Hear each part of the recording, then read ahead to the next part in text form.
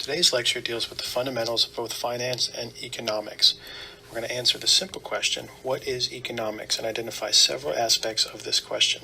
We're going to identify scarce resources, what they are in terms of economic profiles, explain key economic terms, and identify key components in economic decision-making.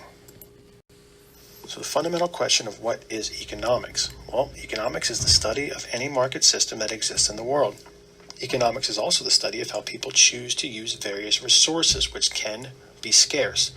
Resources include the time and talent of people, the land, buildings, equipment, and other tools on hand, and the knowledge of how to combine them to create useful products and services. Essentially, it's a choice process.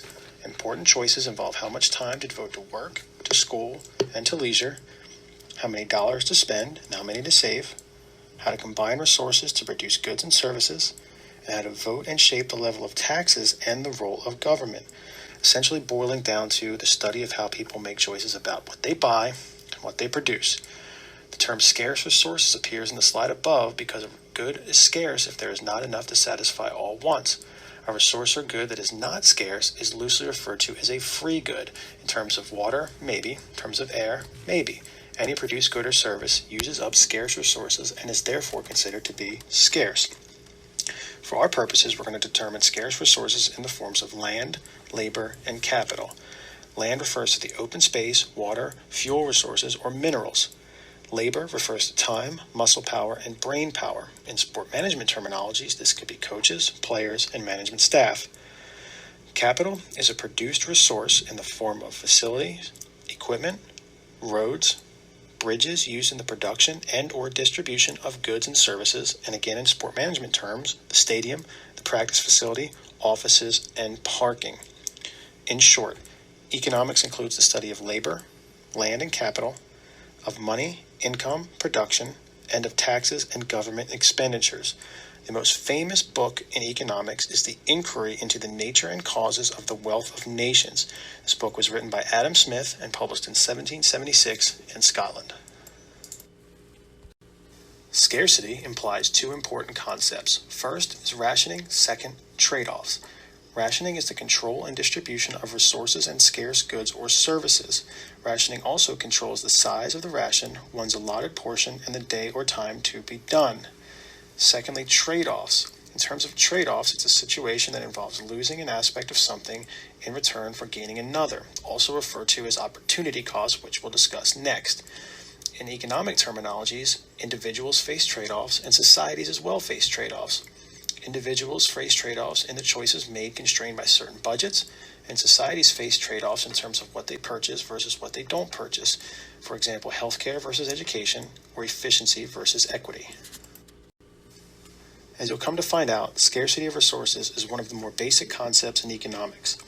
Scarcity necessitates trade-offs, and trade-offs result in an opportunity cost.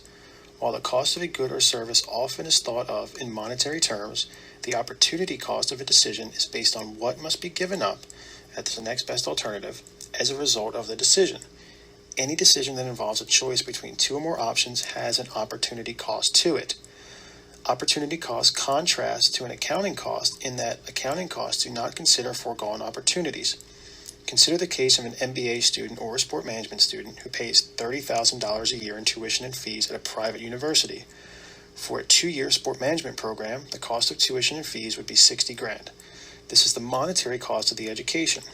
However, when making the decision to go back to school, one should consider the opportunity cost, which includes the income that the student would have earned if the alternative decision of remaining in his or her job had been made. If the student had been earning $50,000 per year and was expecting a 10% salary increase in 1 year, $105,000 in salary would be foregone as a result of the decision to return to school. Adding this amount to the educational expenses results in a cost of $165,000 for the degree. Opportunity cost is most useful when evaluating the costs and benefits of certain choices we make. It's often expressed in non-monetary terms. For example, if one has time for only one elective course, taking a course in microeconomics might not have the opportunity cost of a course in sport management.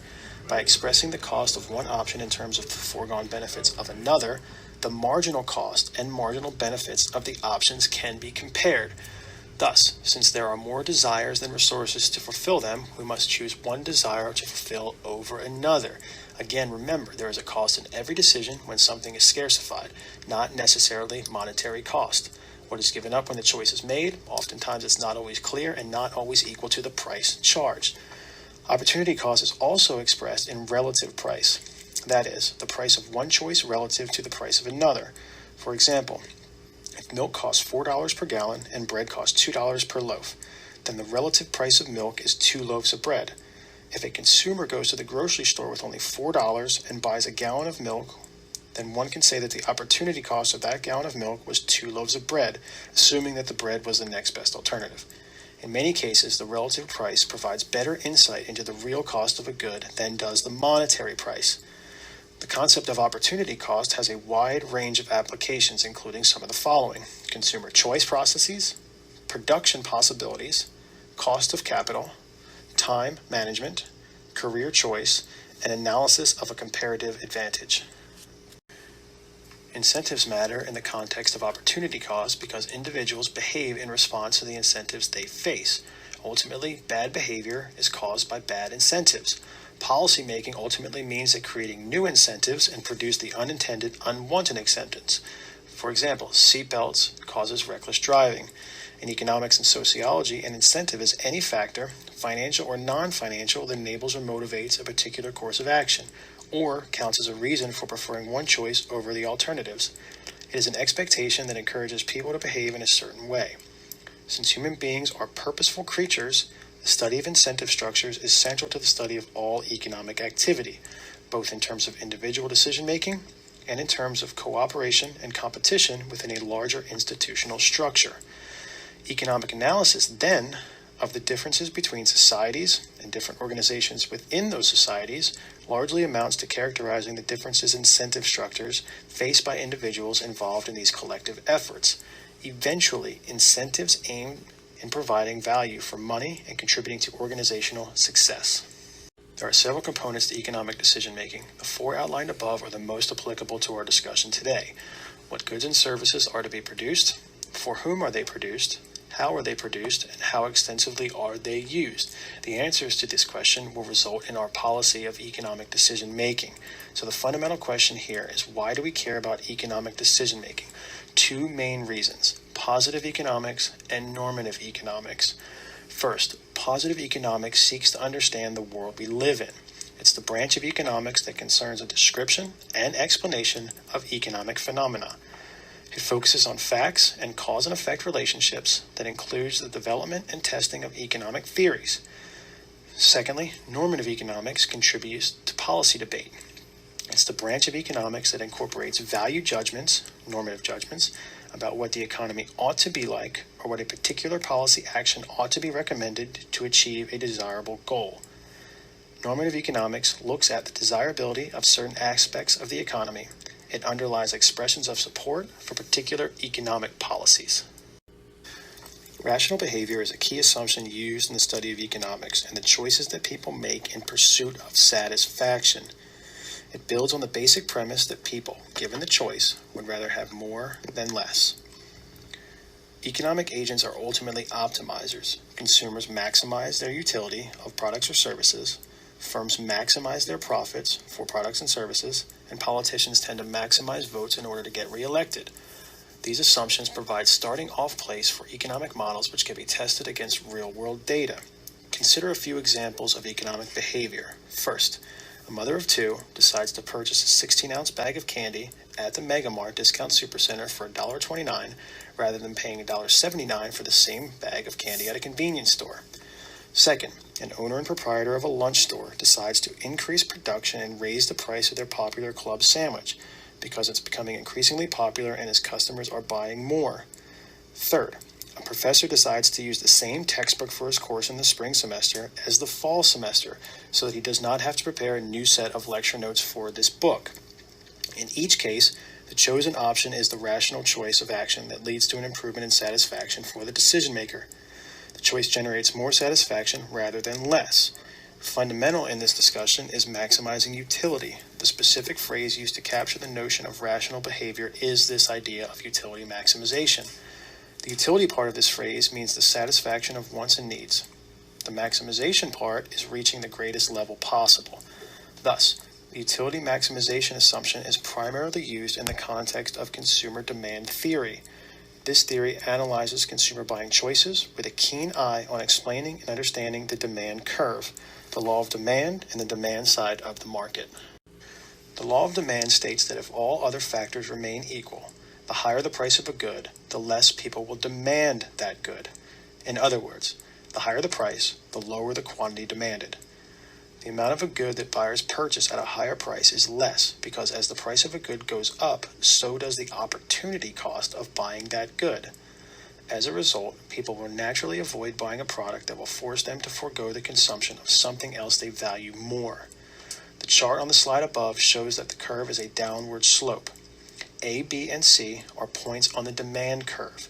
Each point on the curve reflects a direct correlation between quantity demanded, which is Q, and price, which is P. So at point A, the quantity demanded will be Q1 and the price will be P1, and so on. The demand relationship curve illustrates the negative relationship between price and quantity depicted by the line going down.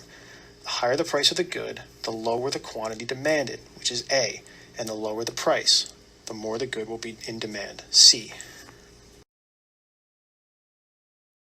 In economics, the demand curve can be defined as the graph depicting the relationship between the price of a certain commodity and the amount of it that consumers are willing and able to purchase at that given price. The demand curve for all consumers together follows from the demand curve of every individual consumer. These curves are used to estimate behaviors in competitive markets and are often combined with supply curves to estimate the equilibrium price and the equilibrium quantity. The equilibrium price is referred to as the price at which sellers together are willing to sell the same amount as buyers together are willing to buy. When the cost of a commodity changes, the demand for that commodity will also change. The term demand refers to the total amount of the commodity that is consumed. Usually, when costs go up, demand goes down. For example, when the cost of beef goes up, total beef sales will go down. It is also true that when the price of a commodity goes down, consumption usually goes up. Demand curves plot the relationship between this price and demand, referred to as consumption. Like the law of demand, the law of supply demonstrates the quantities that will be sold at a certain price. But unlike the law of demand, the supply relationship shows an upward slope. This means that the higher the price, the higher the quantity supplied. Producers supply more at a higher price because selling a higher quantity at a higher price ultimately increases revenue. Depicted on the slide above, you can see that A, B, and C are points on the supply curve. Each point on the curve reflects a direct correlation between quantity supplied, which is Q, and price, which is P. At point B, which is right in the middle, the quantity supplied will be Q2 and the price will be P2, and so on and so on. Depicted above is a typical supply curve, and a supply curve is a graph showing the hypothetical supply of a product or service that will be available at a different price point. The supply curve usually slopes upward, indicating a positive relationship, since the higher prices give producers an incentive to supply more in the hope of making greater revenue. In the short run, the price-supply trade-off is greater than in the long run. In the short run, however, an increase in price will usually cause an increase in supply, but the leading producers can only manage a limited increase. However, in the long term, new producers enter the market attracted by higher prices, and the supply at each price increases more significantly. In theory, in the most extreme cases, supply can be totally unreactive to price, or supply can be infinite as a particular price in a highly competitive market. Time in economic models is important for several reasons. First, from a pure decisional perspective, we need to decide how we spend our time, what projects we're going to be working on, whether they're A, B, or C level projects, how do we delegate, ultimately what task can someone else perform for us, and can we hire additional people to recruit volunteers so that we can delegate and produce more. So, how does time affect the law of supply? Unlike the demand relationship, the supply relationship is a factor of time. Time is important to supply because suppliers must but cannot always react quickly to a change in demand or price. So it's important to try and determine whether a price change that is caused by demand will be temporary or permanent. Let's say there's a sudden increase in the demand and price for umbrellas in an unexpected rainy season. Suppliers may simply accommodate demand by using their production equipment more intensively. If, however, there is a climate change and the population will need umbrellas year-round, the change in demand and price will be expected to be long-term. Suppliers will have to change their equipment and production facilities in order to meet the long-term levels of this demand. When supply and demand are equal, that is, when the supply function and demand function intersect, the economy is said to be at equilibrium. At this point, the allocation of goods is at its most efficient because the amount of goods being supplied is exactly the same as the amount of goods being demanded. Thus, everyone, from individuals to firms to countries, is satisfied with the current economic condition. At the given price, suppliers are selling all the goods that they have produced, and consumers are getting all the goods they're demanding. As you can see on the chart above, equilibrium ultimately occurs at the intersection of the demand and supply curves. At this point, the price of the goods will be P and the quantity will be Q. These figures are referred to as equilibrium price and quantity. In the real marketplace, however, equilibrium can only ever be reached in theory, so the prices of goods and services are constantly changing in relation to fluctuations in demand and supply. In our discussion, we're going to distinguish between two types of economies, the command economy and the market economy. But before we talk about these economies, we must understand that four basic questions that every economy must address. 1. What should be produced? 2. How many should be produced? 3. What methods should be used? And 4. How should the goods and services be distributed? In the command economy, this is an economy where supply and price are regulated by the government rather than market forces. Government planners decide which goods and services are produced and how they are distributed. The former Soviet Union was a great example of a command economy, also called a centrally planned economy. Conversely, a market economy is an economic system in which economic decisions and the pricing of goods and services are guided solely by the aggregate interactions of a country's citizens and the businesses, and there is little government intervention or central planning. This is the opposite of a command economy in which government decisions drive most aspects of the country's economic activity. Market economies work on the assumption that market forces, such as supply and demand, are the best determinants of what is right for a nation's well-being. These economies rarely engage in government interventions, such as price fixing, license quotas, and industry subsidizations. While most developed nations today could be classified as having mixed economies, they are often said to have market economies because they allow market forces to drive most of their activities, typically engaging in government intervention only to the extent that it is needed to provide stability. Although the market economy is clearly the system of choice in today's global marketplace, there's a significant debate regarding the amount of government intervention considered optimal for efficient economic operations. There are 5 general characteristics of a pure market economy. Number 1, economic freedom. Number 2, economic incentives. Number 3, competition. Number 4, private ownership. And number 5, limited government. The gross domestic product, or GDP, is one of the primary indicators used to gauge the health of a country's economy. It represents the total dollar value of all goods and services produced over a specific period of time. You can think of it as the size of the economy.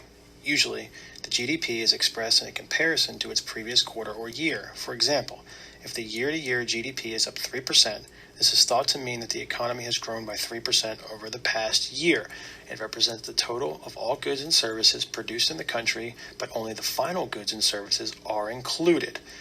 Measuring the GDP is complicated, which is why we leave it up to economists. But at its most basic, the calculation can be done in 2 main ways. First, either by adding up what everyone earned in a year, which is the income approach, or second, by adding up what everyone spent. This is the expenditure approach. Logically, both measures should arrive at roughly the same total. The income approach, which is sometimes referred to as GDP-1, is calculated by adding up the total compensation to employees, gross profits for incorporated and non-incorporated firms, and taxes minus any subsidies. The expenditure method is the more common approach and is calculated by adding total consumption, investments, government spending, and net exports. As one can imagine, economic production and growth, what the GDP represents, has a large impact on nearly everyone within that economy. For example, When the economy is healthy, you will typically see low unemployment and wage increases as businesses demand labor to meet the growing economy. A significant change in GDP, whether up or down, usually has a significant effect on the stock market. It's not hard to understand why. A bad economy usually means lower profits for companies, which in turn means lower stock prices. Investors really won't worry about negative GDP growth, which is one of the factors economists use to determine whether an economy is in a recession. The concept of a market structure is central to both economics and marketing. Both disciplines are concerned with strategic decision-making. In decision-making analysis, market structure has an important role through its impact on the decision-making environment. The extent and characteristics of competition in the market affects choice behavior among these actors. In economics, markets are classified according to the structure of the industry serving the market. Industry structure is categorized on the basis of market structure variables, which are believed to determine the extent and characteristics of pure competition. Those variables which have received the most attention are number of buyers and sellers, extent of product substitutability, costs, ease of entry and exit, and the extent of mutual interdependence. In the traditional framework, these structured variables are distilled into the following taxonomy of market structures. First, pure competition, many sellers of a standardized product. Second, monopolistic competition. This is many sellers of a differentiated product. Oligopoly, few sellers of a standard or differentiated product. And monopoly, a single seller of a product for which there is no close substitute. These four market structures each represent an abstract or generic characterization of a real type of market. Within the various structures we just went over, there is a need for businesses to raise capital, i.e., much needed scarce resources, regardless of the structure they find themselves in. Essentially, these businesses have three choices: borrow the money, raise it from investors by selling them a stake or issuing shares of stock in the company, or 3, issue bonds to sell to the public and investors. First, what is a stock? When you own a share of stock, you are a part owner in the company with a claim, however small it may be, on every asset and every penny in earnings. Individual stock buyers rarely think like owners, and it's not as if they actually have a say in how things are done. Nevertheless, it's that ownership structure that gives a stock its value. If stock owners didn't have a claim on earnings, then the stock certificates would be worth no more than the paper they're printed on. As a company's earnings improve, investors are willing to pay more for the stock. Over time, stocks in general have been solid investments. That is, as the economy has grown, so too have corporate earnings, and so have stock prices. Since 1926, the average large stock has returned close to 12% per year. If you're saving for retirement, that's a pretty good deal. Much better than U.S. savings bonds or stashing cash under your mattress. Technically speaking, a bond is a loan that you are a lender. Who is the borrower? Usually it's either the U.S. government, a state, a local municipality, or a big company like General Motors. All these entities need money to operate, to fund the federal deficit, for instance, or to build roads and finance factories. So they borrow capital from the public by issuing bonds. Now for a little bond talk. When a bond is issued, the price you pay is known as its face value. Once you buy it, the issuer promises to pay you back on a particular day, which is the maturity date, at a predetermined rate of interest, which is the coupon. Say, for instance, you buy a bond with a $1,000 face value, a 5% coupon, and a 10% maturity. You would collect interest payments totaling $50 in each of those 10 years. When the decade was up, you'd get back your $1,000 and simply walk away. A key difference between stocks and bonds is that stocks make no promises about dividends or returns. General Electric's dividend may be as irregular as a heartbeat, but the company is under no obligation to pay it. And while GE stock spends most of its time moving upward, it has been known to spend months, even years, going the other way. As I like to do throughout the course of some of these lectures, introduce several key terms that you need moving forward.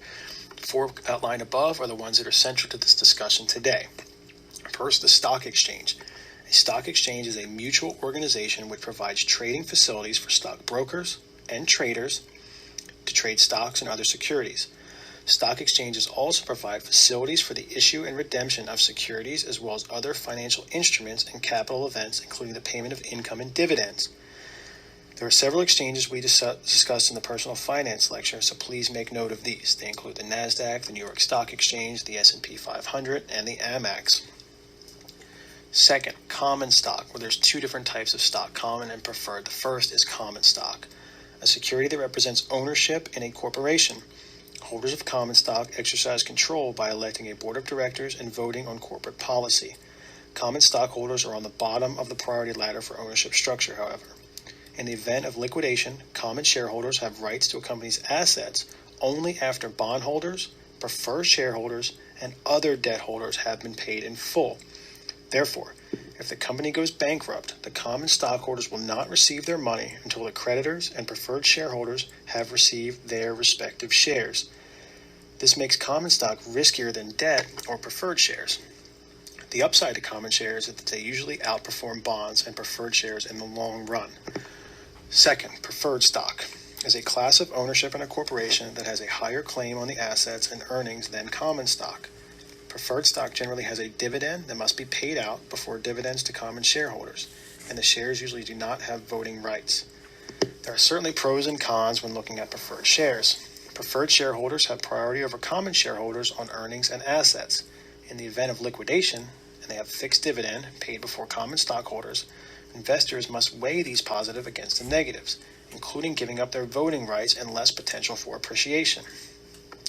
The concept of bull and bear markets we discussed at the outset of this course, however, we'll review them briefly. A bear market is a long-term downward trend in any market characterized by lower intermediate lows interrupted by lower intermediate highs. A bear market is a decline of at least 15% in each of the three important stock averages, the Dow Jones Industrials, the S&P 500, and the Value Line Index. A bull market, on the other hand, is a long-term uptrend, typically in terms of months or years. Price movement in any market characterized by a series of higher intermediate highs interrupted by higher consecutive intermediate lows. Last term is buying on margin. Buying on margin is borrowing money from a broker to purchase stock. You can think of it as a loan from your brokerage.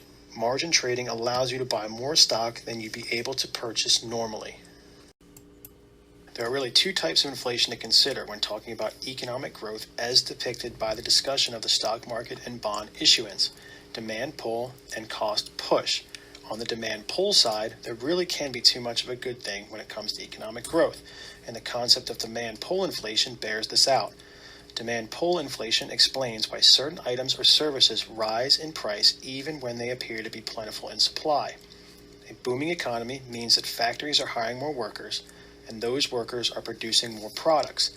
However, these additional employees are also earning more money and want to spend that money on products they may not have been able to afford while underemployed or unemployed.